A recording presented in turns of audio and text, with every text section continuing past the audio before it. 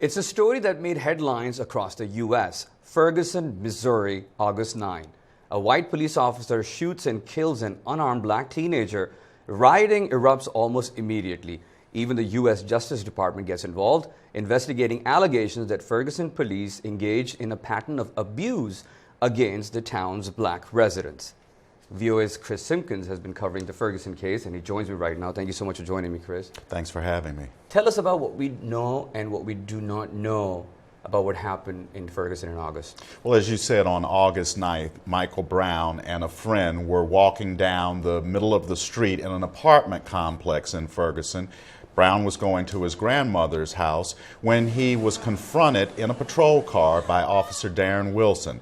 Police say Officer Wilson told Michael Brown and his friend to go get out of the street and walk on the sidewalk. Police say then a confrontation happened between Brown and Officer Wilson, which led to the shooting. Now, there are conflicting reports about what happened after that confrontation. Police said there was a struggle between Brown and the police officer. Brown punched the police officer, and then the shooting occurred.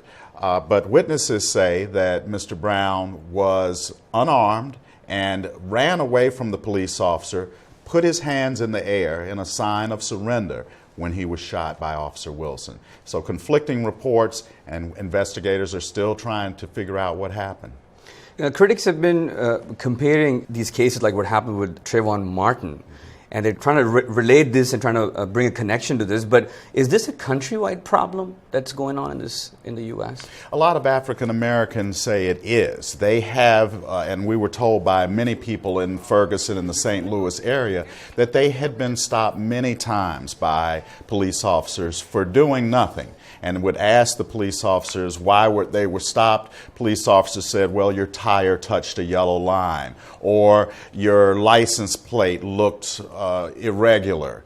But after an investigation, these black motorists committed no crime. Some cases they were let go. Sometimes they may have said something back to the police officer that the police officer didn't like, and they were locked up. So there is a pattern here, and I think a lot of African Americans say that white police officers in this community were targeting blacks and suspecting them of crimes when they absolutely committed no crime at all. What about the police department? What do they have to say, and what's going to happen to the officer in question? Well, the police department has said that they are continuing their investigation. The police officer has been put on administrative leave, and a grand jury over the next several weeks will be deciding whether or not to bring criminal charges against Officer Wilson in the case. And by any comparison, would you classify this as racial profiling?